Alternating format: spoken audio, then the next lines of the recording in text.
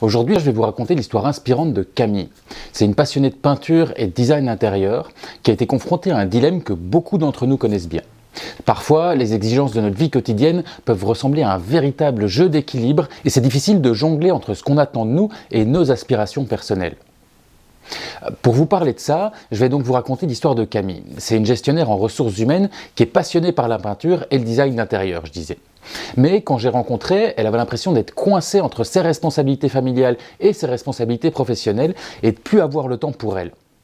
C'est pas comme ça qu'elle me l'avait formulé au départ, mais dans le fond, elle avait vraiment l'impression d'être prisonnière de son train-train. Si je vous parle de ça, c'est parce qu'aujourd'hui, c'est devenu presque normal, à un moment ou à un autre, d'être confronté à ce genre d'impression.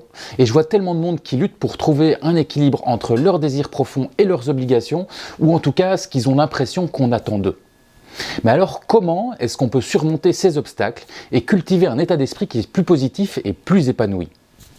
Si vous vous posez cette question, vous êtes au bon endroit. Je suis Antoine Van et bienvenue sur ma chaîne. Ça fait maintenant un peu plus de 15 ans que j'accompagne des gens qui vivent du stress et aujourd'hui je vous propose de vous partager quelques stratégies pratiques et réalisables pour vous aider à vous épanouir malgré toutes ces pressions de la vie. Mais revenons à Camille, elle se sentait vraiment prise au cœur d'une tourmente émotionnelle entre le feu croisé de ce qu'elle voulait vraiment, des attentes de sa famille et des attentes de son emploi. Depuis sa jeunesse, elle était vraiment confrontée à des normes de réussite qui étaient assez conventionnelles et qui venaient de son éducation, mais qui avaient façonné sa vision de la réussite. Et dans son travail, elle vivait la pression d'atteindre ses objectifs et de respecter des délais qui étaient serrés, et ça lui faisait vivre un stress qui était constant et épuisant. Mais le pire, c'est qu'elle vivait dans la culpabilité d'avoir l'impression de ne pas y arriver. Elle se sentait dépassée, inadéquate aux yeux de sa famille, inadéquate aux yeux de son employeur, bref, de tout le monde, et ça alimentait une énorme frustration et un gros sentiment d'imposteur.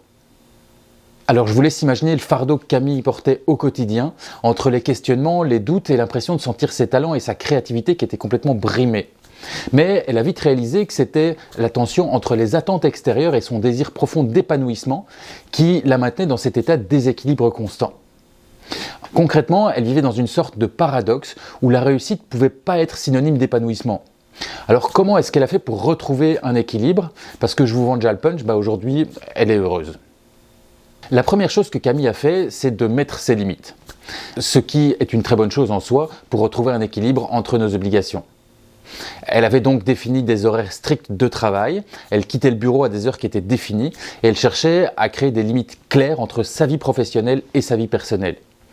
Mais pour respecter ça, sa plus grosse difficulté, c'était vraiment de ne pas céder à la pression de ses collègues pour gérer leurs urgences à eux.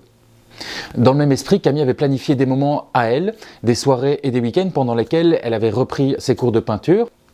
Dans un premier temps, ça lui avait vraiment permis de respirer un peu, mais elle se sentait toujours préoccupée et son esprit continuait toujours à tournoyer autant.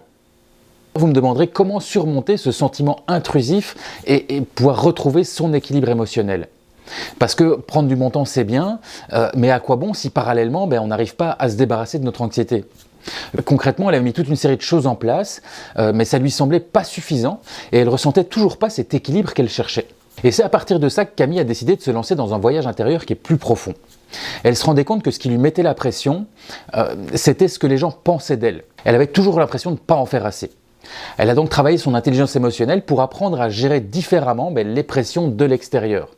En réalité, en apprenant à reconnaître ses émotions, à les exprimer, à les réguler et à vivre les émotions positives, elle s'est donné des outils pour mieux naviguer dans sa vie quotidienne.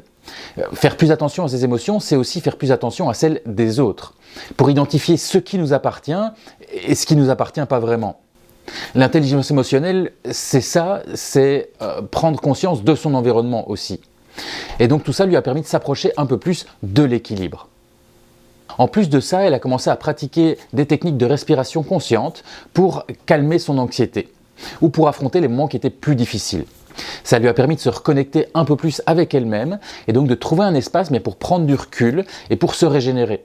L'avantage de la respiration consciente quand on la pratique régulièrement, c'est que ça permet d'entrer dans une sorte de bulle de calme intérieur où on peut retrouver la force et la clarté dont on a besoin pour affronter les défis.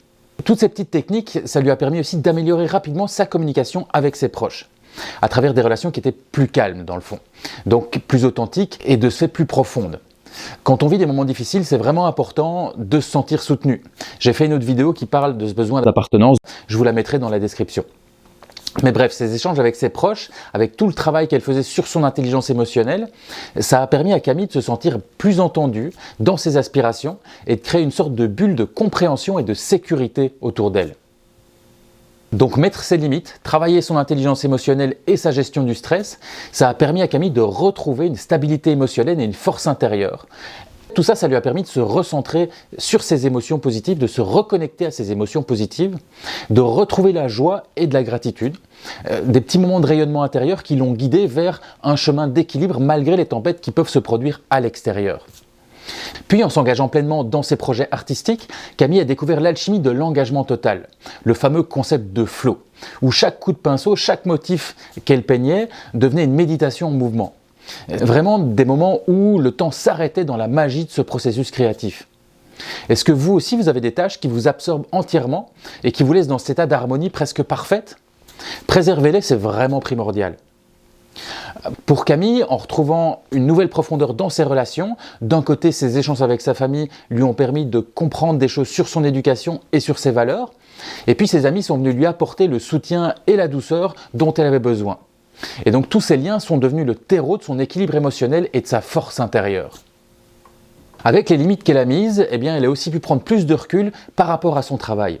Et ça lui a permis d'y retrouver du sens. Je pense que je vous l'ai déjà dit, mais donc Camille travaille dans les ressources humaines et c'est quelque chose qui était profondément aligné avec son besoin de prendre soin des autres. Elle a retrouvé la fierté de ces petites victoires qu'on peut vivre au quotidien et ça lui a permis de voler vers des nouveaux horizons de réussite professionnelle. Ça peut paraître un peu cliché dit comme ça, mais si je vous présente sa situation de cette façon, c'est parce que ces différents éléments que je viens de vous résumer ici, c'est le secret du PermaBoost, la base de la psychologie positive. C'est une théorie scientifique qui est très sérieuse et qui repose sur des preuves solides et de nombreuses études depuis la fin des années 90. Si vous voulez chercher un peu plus, le modèle PERMA, c'est un concept qui a été publié par Martin Seligman et plusieurs de ses collègues. Donc PERMA, c'est un acronyme.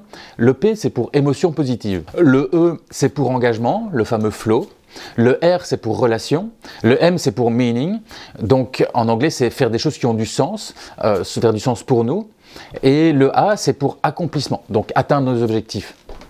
De cette façon, en cultivant les éléments clés du PERMA, eh bien, Camille a transformé sa vie de l'intérieur. Alors, vous en pensez quoi? Est-ce que l'histoire de Camille vous inspire à cultiver votre jardin de bien-être et d'équilibre? Parce que dans les faits, on peut tous appliquer ce modèle PERMA dans notre vie. Peu importe si vous sentez votre équilibre débalancé ou pas. Avec tout ça, vous êtes prêt à entreprendre ce voyage vers un état d'esprit plus positif et plus épanoui. Laissez les émotions positives éclore en vous, entourez-vous des relations nourrissantes et agissez en accord avec vos valeurs essentielles. Cultivez votre jardin intérieur de bien-être et de bonheur. Et puis surtout, n'oubliez pas de rester curieux. Ciao!